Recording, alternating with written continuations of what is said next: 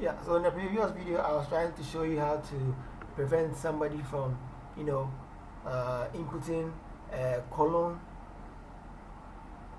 or a semicolon inside the text box, okay? And then this one also prevents a person from, pressing down an enter key inside a text box, okay? So I'll try my best to explain very well for you.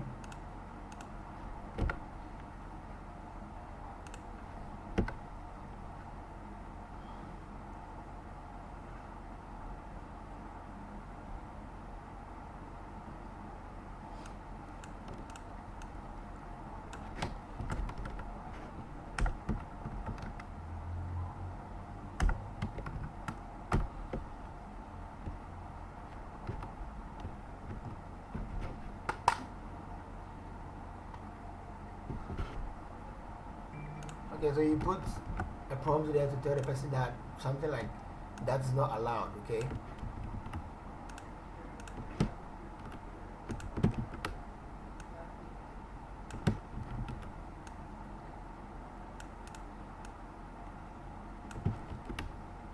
So now let me explain. So after you've done the key press event, when you paste this into that event, what this is trying to tell you is that if for some reason the user presses a key, that the key is enter, you shouldn't allow anything to happen in that text field. Okay, so what you have to do when you copy this and then you tell the person that that's not allowed. Yeah, and then now to the next one. This next one tries to tell the user that they are not supposed to input a colon or a semicolon inside that text box. Okay, so let me run that so that you guys really understand, because it looks like I'm being shaky a little. So.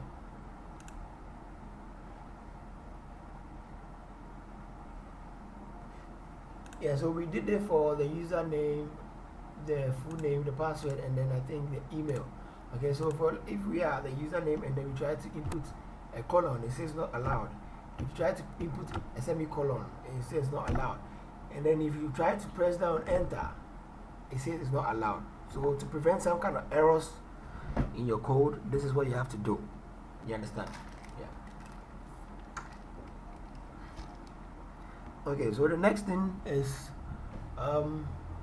we also have to do the same thing to the phone number. The reason why I didn't include the phone is because we also have to make sure that there's no characters being entered, letters, only numbers. Okay, so let's do that one too. Okay, so what we do is we go to the design view and then we select the phone text box, and then we go to the power button here, and then we will look for key press. When you double click it, it creates an event for you. Okay, and then what you do here is let me copy that. Okay, so for this, it's quite similar to what we did right now. The only thing is this one includes the making sure that you don't input letters, just numbers. Okay, so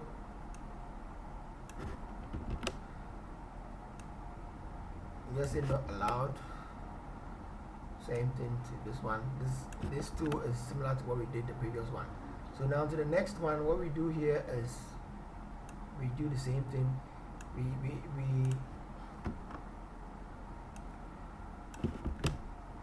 So we say only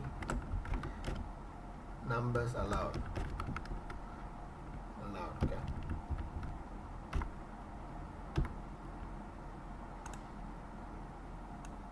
And then we do the same thing for here.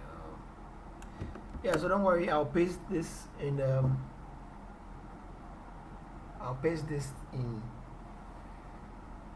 the description box so that you guys can actually copy it. Okay.